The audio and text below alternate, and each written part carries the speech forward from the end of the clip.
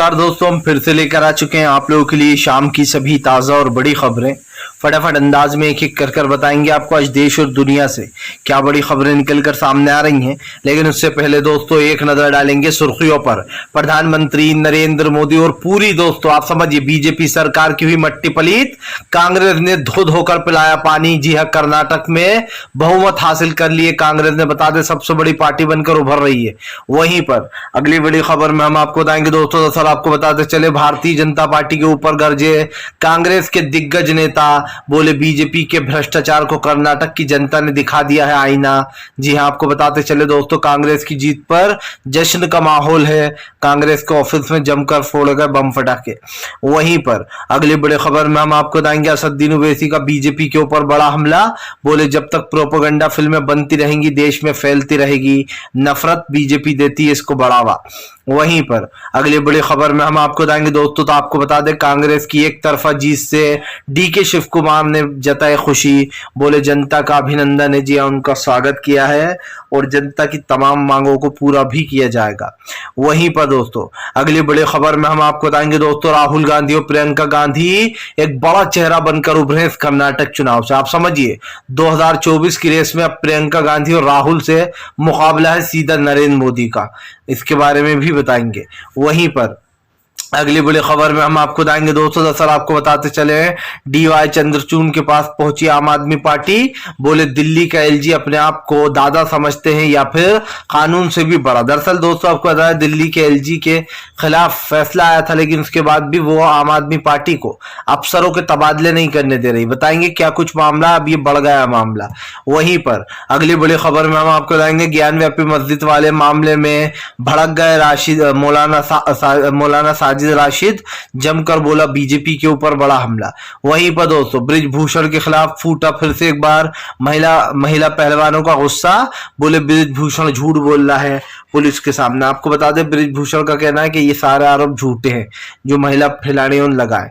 वहीं पर अगली बड़ी खबर में हम आपको बताएंगे दोस्तों, फारूक अब्दुल्ला ने कांग्रेस को दी बधाई। बोले फिलहाल इस देश में ऐसी सरकार चाहिए जो भाईचारा बढ़ाए। तो सारी खबरें फटाफट अंदाज में देंगे, एक एक कर देंगे। फिलहाल खैर चलिए बढ़ते हैं सबसे पहली और सबसे बड़ी खबर की ओर। दरअसल दोस्तों आज फाइनली वो दिन आ गया जिस दिन का लोगों को इंतजार था, और यकीन मानिए वो दिन आते से ही भाजपाइयों में सन्नाटा सूंघ गया। जाहिर सी बात है दोस्तों कांग्रेस ने एक तरफा जीत, जी हाँ आपको बताते चले एक तरफा जीत हासिल कर ली है। ऐसा दूसरी तरफ ये भी आपको बता दें कि कांग्रेस की आंधी में बीजेपी बुरी तरीके से उड़ गई। मैंने आपसे कहा था वोटिंग से पहले कि देख लेना कर्नाटक बीजेपी बहुत बुरी तरीके से हारेगी। पहला तो ये कि कर्नाटक के लोग हिंदू मुसलमान जैसी चीजों में उलझते नहीं है, उन्हें पता है कि विकास जो करेगा हमें उसे वोट देना है। बीजेपी भ्रष्टाचार पे भ्रष्टाचार फैला रही थी, 40% कमीशन से लेकर तो तमाम वो मुद्दे थे दोस्तों, चाहे महंगाई हो, गरीबी हो या फिर और अदर मुद्दे, नंदनी दूध का मुद्दा हो या अमूल का मुद्दा हो, ऐसे तमाम मुद्दों ने तुल पकड़ रखा था। आपको याद होगा सबसे पहले येदियुरप्पा का ही कांड निकलकर सामने आया था जो कि एक सीडी कांड था। उसके बाद जब येदियुरप्पा बदनाम हुए तो उनको सीएम पद से हटा दिया गया, उसकी जगह लाया गया विश्वराज बोम्बई को। विश्वराज बोम्बई की सरकार में जो ईश्वरप्पा था, उसके बाद ईश्वरप्पा के ऊपर आरोप लगे। ईश्वरप्पा दोस्तों भ्रष्टाचार का भीष्म पितामह बना बैठा था। आपको याद होगा 40% वाला जो ट्रेंड चला था वो ईश्वरप्पा से ही चला था। ईश्वरप्पा के ऊपर जब खुलासा हुआ तो एक आदमी ने 40% के चक्कर में अपनी जान दे दी, सुसाइड कर लिया। यही कारण था जो ईश्वरप्पा को भी पार्टी से निष्कासित कर दिएगा कुछ समय के लिए। उसके बाद दोस्तों विश्वराज बोम्बई के ऊपर भी सेम आरोप लगने लगे, उसने भी भ्रष्टाचार को बढ़ावा दिया। यही नहीं, उसने हिजाब जैसी चीजों को तुल दिया, हिजाब को कर्नाटक में बैन कर दिया। कौन क्या पहनेगा, कौन क्या करेगा, इसका फैसला अगर सरकारें करने लगी तो फिर व्यक्तिगत आप समझिए आजादी कहाँ है, फिर जो लोकतंत्र बचा कहाँ है। और यही कारण है जो लोग बीजेपी को एक बड़ा नुकसान भी झेलना पड़ा। बीजेपी को लग रहा था कि कांग्रेस ने जो बजरंग दल को बैन करने की बात करी है वो यूं ही नादानी में कर दी, लेकिन बीजेपी बेवकूफ है दोस्तों। बीजेपी ये नहीं जानती कि पहले कांग्रेस ने लोगों के मन की बात जानी, उसमें 100% जो तमाम वहां का मुस्लिम समुदाय था उसने जो सबसे पहली प्रॉब्लम बताई वो बजरंग दल को बताया। इसीलिए भी कांग्रेस ने अपने मैनिफेस्टो में जो 5वीं शर्त रखी थी वो ये थी कि हमारी सरकार बनते से हम बजरंग दल को बैन कर देंगे। जाहिर सी बात है, जो लोग उन्माद फैलाते हैं, आतंक फैलाते हैं, उनको बैन करना चाहिए। चलिए बढ़ते हैं एक और अगली बिग ब्रेकिंग की तरफ। बता दोस्तों अगली जो बड़ी खबर निकल कर आ रही है, आपको बता दें प्रियंका गांधी राहुल गांधी बने मोदी के लिए चुनौती, 2024 का खेल अभी से हुआ तैयार। दरअसल दोस्तों प्रियंका गांधी और राहुल गांधी का नाम इसलिए सबसे बड़ा बन गया है क्योंकि कर्नाटक चुनाव में इन दोनों ने धुआंधार प्रचार किया। राहुल गांधी सड़क से लेकर तो बस तक दिखाई दिए, तो प्रियंका गांधी दोस्तों छोटी छोटी जगहों तक पहुंच गई। प्रियंका गांधी के भाषण और राहुल गांधी की मेहनत दोनों दिखाई दे रहा था। इस बार दोस्तों बीजेपी बैक फुट पर नजर आई। हमेशा जो चुनाव को लेकर फ्रंट फुट पे खेलने वाली पार्टी है, इस बार कांग्रेस ने उसको मात दे दी। इस बार ऐसा लग रहा था जैसे कांग्रेस के मुद्दे पहले से ही तय थे। इस बार जो है प्रियंका गांधी और राहुल गांधी को पता था कि किन मुद्दों पर चुनाव लड़ना है। सबसे पहली बात ये दोस्तों, एक बहुत पुरानी कहावत है कि जब भी किसी चीज के लिए निकलो दोस्तों तो पूरा होमवर्क करके निकलो। किसी दुश्मन से भी लड़ना है तो होमवर्क करके निकलो, उसकी कमजोरियां पता करके निकलो। और यही कारण है जो राहुल और प्रियंका ने इस बार कर्नाटक को लेकर जो प्लान बनाया था वो 100% काम करना था, क्योंकि राहुल गांधी ने भारत जोड़ो यात्रा के टाइम से प्रचार शुरू कर दिया था और बीजेपी को तब समझ में नहीं आया था कि वो क्या मुद्दे उठाएगी। जाहिर सी बात है मुद्दे क्या उठाना थे, बीजेपी खुद ही सत्ता में थी, उसने कांग्रेस की सरकार को गिराकर अपनी सरकार कर्नाटक में बना रखी थी। लेकिन बीजेपी ये भूल गई थी कि वो 4 साल से जनता को लूट रही है और इसलिए बीजेपी के पास सिर्फ वही पुराने घिसे पिछले मुद्दे थे, मंदिर मस्जिद वाला, और दूसरा जो उसका घिसा पिटा मुद्दा था उसने बाद में बजरंग दल को बजरंग बली पे कन्वर्ट कर दिया। हालांकि इसका कुछ फायदा बीजेपी को नहीं मिला और ये हमने पहले भी कहा था कि भले ही इस बार बीजेपी बजरंग बली का सहारा ले रहे, लेकिन बजरंग बली इनकी नली तोड़ देंगे। और वैसा ही हुआ दोस्तों, बीजेपी की कर्नाटक की हार मोदी को हमेशा याद रहेगी। भले ही बली का बकरा जेपी नड्डा को बनाया जा रहा हो इस हार का वो जिम्मेदार, लेकिन प्रधानमंत्री के चेहरे पर यह चुनाव था और वो इस चुनाव को हारे हैं। लेकिन अब गोदी मीडिया इस चेहरे को गायब कर देगी। चलिए बढ़ते हैं एक और अगली बिग ब्रेकिंग की तरफ। बता दोस्तों अगली जो बड़ी खबर निकल कर आ रही है, असदुद्दीन ओवैसी का बीजेपी के ऊपर बड़ा हमला। बोले जब तक उन्मादी फिल्में बनती रहेंगी तब तक देश के भाईचारे को खतरा है। आपको बताते चले दोस्तों, देश के भाईचारे को खत्म करने के लिए प्रोपेगेंडा फिल्मों को नरेंद्र मोदी बढ़ावा देते हैं। वो ना समझते हैं ना सोचते हैं दोस्तों, या फिर यूं कहते हैं कि सोचते समझते जानबूझकर वो ऐसी चीजें करते हैं जिससे कि देश में हिंसा भड़क जाए या फिर लोग एक दूसरे के खिलाफ हो जाए। दोस्तों दरअसल आपको मैं बता दूं द केरल स्टोरी का सच है क्या। असदुद्दीन ओवैसी इस पर सवाल उठा रहा है, पूरे तमाम विपक्ष के नेता इस पर सवाल उठा रहा है। आपको बता दें दोस्तों, हमारे देश की जो एजेंसियां हैं जो कि लगातार नजर रखती हैं ऐसी गतिविधियों पर, केरल की जो सरकार है उसने एक डेटा दिया जिसमें उसने कहा कि हमारे केरल में कुछ 100 कुछ शादियां हुई हैं। आप इसको देखिए कि कहीं इसमें धर्म का एंगल तो नहीं है, लव जिहाद का। जब एनआई ने इसकी जांच की दोस्तों तो पता चला कि एक भी शादी में ऐसा कुछ धर्म का एंगल नहीं निकला। जबकि केरल स्टोरी में क्या बताया गया है दोस्तों कि जो हिंदू लड़कियां उनको मुस्लिम कन्वर्ट किया जा रहा है, जबकि ऐसा कुछ है ही नहीं। उसके बाद दोस्तों इस फिल्म में बताया गया है कि 31,000 लड़कियों का धर्म परिवर्तन कराया गया है। जबकि सच्चाई ये है दोस्तों कि जो एनआईए ने रिपोर्ट सौंपी थी उसमें लगभग बस सिर्फ 6 लड़कियां थी। उसमें से भी दोस्तों आपको बताते चले 3 का धर्म परिवर्तन हुआ है और उस 3 में भी हिंदू नहीं है दोस्तों, क्रिश्चियन है और 2 हिंदू हैं, आप समझिए। उसके बाद दोस्तों जब इसकी जांच की गई तो किसी में भी एक नहीं लिखा है कि 31,000 लड़कियां थी। जब फिल्म के जो डायरेक्टर है उससे पूछा गया कि आपने क्या सोचकर 31,000 बताई हैं, तो आप समझिए फिल्म के प्रोड्यूसर जो था उसने 31,000 अपनी डिस्क्रिप्शन से ही हटा दिया और 3 कर दिया।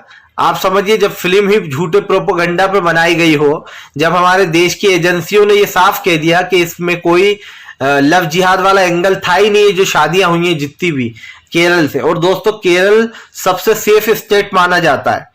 अगर आप केरल के बारे में आपने पढ़ा होगा तो आपको पता होगा कि केरल बहुत ही सेफ माना जाता है, क्योंकि केरल में दोस्तों धर्म और जाति को लेकर कुछ ऐसी चीजें होती नहीं है। वहां पर ज्यादातर लोग पढ़े लिखे हैं, मतलब जो इस सब चीजों में फंस जाते हैं हिंदू मुसलमान में, वहां ऐसा कुछ कल्चर है ही नहीं। और इसीलिए केरल को सबसे सेफ माना जाता है, क्योंकि वहां एजुकेशन में केरल सबसे आगे है और नफरत फैलाने में सबसे पीछे है केरल दोस्तों। इन्हीं चीजों की वजह से केरल को लोग पसंद करते हैं। लेकिन सिर्फ अपने प्रोपेगेंडा को बढ़ाने के लिए प्रधानमंत्री ने झूठ बोला। अब एक देश का प्रधानमंत्री झूठ बोले तो ये बात समझ में नहीं आती है। चलिए बढ़ते हैं एक और अगली बिग ब्रेकिंग की तरफ। बता दोस्तों अगली जो बड़ी खबर निकल कर आ रही है, आपको बता दोस्तों भाजपा की करारी हार के बाद रोने लगा मुंबई, बोले फिलहाल हम नहीं मानते जीत को। जी हां, आपको बताते चले दोस्तों, दरअसल बीजेपी अब रोने लगी है। गोदी मीडिया बीजेपी का साथ देने में लगी है। आपको बता दें दोस्तों, कांग्रेस की प्रचंड जीत हो गई है कर्नाटक में और बीजेपी की करारी हार हो गई है। आज 13 तारीख है, 13 तारीख के दिन रिजल्ट आना था और रुझानों में ही पता चल गया था कि कांग्रेस सबसे बड़ी पार्टी बनकर उभर रही है। यही कारण है दोस्तों जो अब बीजेपी को बड़ा झटका लगा है, क्योंकि यहां नरेंद्र मोदी ने अपनी पूरी जान लगा दी थी। गृह मंत्री अमित शाह और नरेंद्र मोदी दोनों लोगों को दोस्तों पपलू देने के चक्कर में थे। दोनों कह रहे थे कि कांग्रेस आई तो भ्रष्टाचार फैल जाएगा, ये बजरंग दल को बैन कर देंगे, बजरंग बली इनकी नली तोड़ देंगे। इन तमाम बातों को छोड़ कांग्रेस ने अपनी सरकार बनाई। अब बीजेपी टेंशन में आ गई है, क्योंकि दोस्तों कर्नाटक का रास्ता 2024 की तरफ जाता है। आपको पता होगा कि कर्नाटक वो राज्य है जहां से कांग्रेस को हमेशा पावर मिलती है। इंदिरा गांधी जब एक बार सत्ता से माना जाता है बाहर हो गई थी, तो वो कर्नाटक ही था वो राज्य दोस्तों जिसने इंदिरा गांधी को संजीवनी का काम किया था।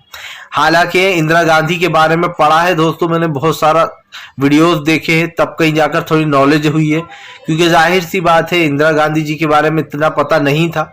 लेकिन जब पता चला कि उस चुनाव में कैसे इंदिरा गांधी ने वापसी की थी जब उनकी सरकार चली गई थी, तो दोस्तों कुछ इस तरीके का रिजल्ट निकलकर सामने आया था और माना जाता है कि इंदिरा गांधी की तरह ही अब राहुल गांधी सत्ता बदल देंगे। ये कहना गलत नहीं होगा दोस्तों कि राहुल भी इंदिरा गांधी की राह पर दिखाई दे रहा है फिलहाल। चलिए बढ़ते हैं एक और अगली बिग ब्रेकिंग की तरफ। बता दोस्तों अगली जो बड़ी खबर निकल कर आ रही है, आपको बताते चले दोस्तों, भारतीय जनता पार्टी और बृजभूषण के ऊपर निकला महिला पहलवानों का गुस्सा। बोले बृजभूषण पुलिस के आगे बोल रहा है झूठ। दरअसल आपको बताते चले दोस्तों, बीजेपी का दिग्गज नेता बृजभूषण, जिसके खिलाफ लगातार प्रोटेस्ट चल रहा है, जंतर मंतर पर महिला पहलवान खिलाड़ी जो है वो उसके खिलाफ प्रोटेस्ट कर रही है। बृजभूषण के ऊपर आरोप है कि वो महिलाओं को दोस्तों आप समझिए ट्रेन करने के बहाने, उनको कुछ समझाने के बहाने या फिर जीत के बहाने ही गले लगाकर उनके साथ अश्लील हरकतें करता था, जिसके बाद उसके ऊपर ये मामला निकलकर सामने आया है। आपको बताते चले दोस्तों, बृजभूषण जैसे लोग लगातार महिलाओं का यौन शोषण करते हैं, लेकिन इनके ऊपर कोई कार्रवाई नहीं होती है। और कार्रवाई ना होने का सबसे बड़ा रीजन ये है दोस्तों कि सैया भाई कोतवाल तो फिर डर काहे का। अर्थात जब पुलिस की सारी पावर आपके हाथ में, जब देश की सारी जितनी भी निजी ये समझ लीजिए दोस्तों संस्थाएं हैं वो आपके कंट्रोल में है, तो आप अपने नेताओं को आराम से बचा सकते हो। और बीजेपी वो ही कर रही है। बृजभूषण से आप उससे पूछ रहा हो कि भैया बताइए आपने क्या किया क्या नहीं किया, लेकिन दोस्तों बृजभूषण के ऊपर लगा है पोक्सो एक्ट। पोक्सो एक्ट का मतलब होता है तुरंत गिरफ्तारी। आप समझिए, पोक्सो एक्ट लगने के बाद बृजभूषण को गिरफ्तार नहीं किया गया। इसके तो दो ही रीजन हो सकते हैं, या तो आप देश में दो कानून चलाना चाहते हो कि बीजेपी के नेताओं के लिए अलग कानून होगा और आम जनता के लिए अलग कानून होगा। हालांकि अगर देखा जाए तो दोस्तों देश में सच में दो कानून ही चल रहा है, क्योंकि आम जनता के लिए तो वही कानून है घिसा पिटा। आज भी अगर किसी के ऊपर कुछ आरोप लग जाता है तो उसकी तुरंत गिरफ्तारी हो जाती है। लेकिन दोस्तों बीजेपी के नेताओं के ऊपर कितने ही गंभीर आरोप क्यों ना लग जाए, बीजेपी के नेता गिरफ्तार क्यों नहीं होते हैं, ये सबसे बड़ा सवाल है। ये सवाल मीडिया लगातार पूछती रहती है, लेकिन बीजेपी की बेशर्मी सामने आ ही जाती है। चलिए बढ़ते हैं एक और अगली बिग ब्रेकिंग की तरफ।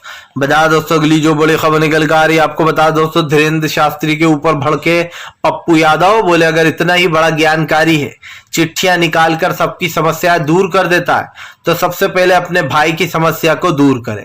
आपको बता दें दोस्तों, अगर ना पता हो, बागेश्वर धाम यानी कि जो ये बागेश्वर बाबा है जो अब बिहार पहुंचा है, इसका खुद का भाई दोस्तों हथियार रखता है। यही नहीं, शराब के नशे में एक शादी में जाकर हंगामा करता है और वहां पर पिस्टल निकालकर गोली भी चला डालता है, कई फायरिंग करता है। सवाल ये उठता है कि ये अपने आप को धीरेन्द्र शास्त्री जो है वो एक पहुंचा हुआ बाबा बताता है, माना हुआ कि मैं चमत्कारी बाबा हूं। पप्पू यादव ने कहा कि अगर इतना ही चमत्कारी है तो सबसे पहले अपने भाई को सुधारो। अपने भाई की ये हथियार रखने वाली गंदी आदत, शराब पीकर जाकर हंगामे करने वाली आदत को छुड़ा दो। पप्पू यादव ने कहा कि आज मुझे हंसी आती है कि आज के समय में भी लोग ऐसी चीजों पर विश्वास करते हैं। पप्पू यादव ने कहा कि इन जैसे बाबाओं को जेल के अंदर होना चाहिए और इनकी अच्छे से खातिरदारी करना चाहिए। लेकिन दोस्तों आप समझिए, ये अंधविश्वास फैला कौन रखा है, बागेश्वर को बड़ा बना कौन रहा है? बीजेपी। क्योंकि आपको तो पता ही है कि बीजेपी के साथ कितने सारे संगठन भी जुड़े हुए हैं, विश्व हिंदू परिषद, बजरंग दल, यही नहीं आरएसएस दोस्तों, ये तमाम संगठन बीजेपी के। आपने कभी सुना कि कांग्रेस का कोई ऐसा उन्मादी संगठन है जो जगह जगह जाकर दंगे फैलाता हो या फिर किसी को मार देता हो? कभी नहीं सुना होगा। क्योंकि दोस्तों कांग्रेस एक संविधान से चलने वाली पार्टी है, उसमें समझदार और पढ़े लिखे लोग हैं। और जो बीजेपी है दोस्तों, उसमें 99% लोग अनपढ़ और जाहिल भरे पड़े, जिनको ये तक नहीं पता है कि संविधान का मतलब होता क्या है। आप समझिए, लोकतंत्र को ही नहीं मानते वो। अभी दिल्ली के एलजी को ले लीजिए, आम आदमी पार्टी की तरफ फैसला आया, लेकिन दिल्ली का एलजी अपने आप को चौधरी समझ रहा है। दिल्ली के एलजी को लगता है कि मुझसे बड़ा सुप्रीम कोर्ट भी नहीं है, जब तो सुप्रीम कोर्ट के फैसले को भी आप समझिए नजरअंदाज किया जा रहा है। फिलहाल चलिए बढ़ते हैं एक और अगली बिग ब्रेकिंग की तरफ। बता दोस्तों, अगली जो बड़ी खबर निकल कर आ रही है, आपको बताते चले दोस्तों, फारूक अब्दुल्ला का बीजेपी के ऊपर बड़ा हमला। बोले जो देश में भाईचारा फैलाएगी, जो देश को एकजुट करेगी, अल्लाह करे कि एक ऐसी सरकार आए। आपको बताते चले दोस्तों, फारूक अब्दुल्ला ने कर्नाटक की जीत पर खुशी जाहिर की है। उनका कहना है कि कर्नाटक के लोगों जो परेशान थे उनके साथ सही होगा। आपको बता दें दोस्तों, फारूक अब्दुल्ला ने राहुल गांधी की तारीफ भी की है। दरअसल जिस तरीके से कर्नाटक में कांग्रेस ने प्रचंड जीत हासिल की है, ये कहना गलत नहीं होगा दोस्तों कि कर्नाटक की जीत पर सारा दारोमदार था। सवाल ये नहीं था कि दोस्तों कौन सी पार्टी जीत रही है, सवाल ये था कि अब संविधान बचेगा या फिर नहीं बचेगा, क्योंकि बीजेपी अपना अलग ही संविधान बनाने में लगी हुई है। गृह मंत्री अमित शाह 10 बार ये दोहरा चुके हैं कि देश का जो इतिहास है दोस्तों, आप समझिए, उसको बदलने की जरूरत है, उसमें कई चीजें ऐड करना चाहिए। बताइए आप, जो इतिहासकार थे, जिन्होंने, जो पुराने लोग थे दोस्तों, जब तो शायद कोई हमारे बाप दादा भी पैदा नहीं हुए होंगे तब ये संविधान लिखा गया होगा। आज गृह मंत्री अमित शाह कहते हैं कि इस संविधान में कई चीज, इस जो इतिहास है इसमें कई चीज बदलाव की जरूरत है। अरे भैया, इतिहास नहीं बदलता है, इतिहास जिन लोगों ने लिखा है वो बेचारे चले गए हैं। अब इतिहास को आप अपने तरीके से लिख नहीं सकते हो। जिन्होंने उस वक्त उन चीजों को ऑब्जर्व किया, जिनको पता था कि उस वक्त क्या हुआ है, उन्होंने उस हिसाब से दोस्तों इतिहास को लिखा है। आपको तो इतिहास के बारे में कुछ पता ही नहीं है, आप कैसे इतिहास लिख दोगे या फिर कैसे उसको चेंज कर दोगे? आप तो कुछ भी मुंह उठाकर कह दोगे कि इतिहास में ये हुआ था, जबकि आप खुद ही नहीं होगे उस वक्त जब ये इतिहास लिखा गया होगा। आपको खुद ही नहीं पता होगा कि इतिहास में चल क्या रहा था। उसके बाद अगर ऐसी अनपढ़पने की बातें की जाएंगी तो विपक्ष के नेताओं को तो गुस्सा आएगा ही।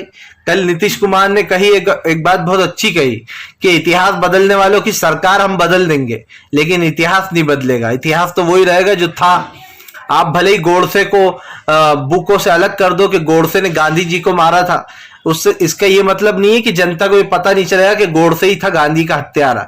भले ही इसको आप बुक से हटा दो, लेकिन लोगों को दोस्तों पता चल ही जाता है। फिलहाल चलिए बढ़ते हैं एक और अगली बिग ब्रेकिंग की तरफ। बता दोस्तों, अगली जो बड़ी खबर निकल कर आ रही है, आपको बताते चले दोस्तों, कांग्रेस ने अपने ऑफिस के बाहर मनाया जमकर जश्न, ढोल नगाड़ों के साथ। आपको बता दें, कांग्रेस के ऑफिस में जमकर मनाई गई खुशी। दरअसल दोस्तों, वैसे तो सबको पता है कि डीके शिव कुमार ही होंगे कर्नाटक के अगले सीएम, लेकिन फिर भी आपको बता दें आला कमान के जो है उसका इंतजार है कि उनका क्या फैसला होता है। लेकिन दोस्तों, क्योंकि सबसे बड़ा चेहरा डीके शिव कुमार ही है और उनका बहुत बड़ा हाथ भी है जीत में, पिछली बार भी डीके शिव कुमार का ही नाम था। अब देखना यह होगा दोस्तों कि डीके शिव कुमार ही बनते हैं सीएम कर्नाटक के या फिर कोई अगला चेहरा होगा। फिलहाल आपको क्या लगता है कौन बनेगा, जरूर कमेंट बॉक्स में बताइए। वीडियो अच्छा लगे तो लाइक करिए और चैनल पर पहली बार आए सब्सक्राइब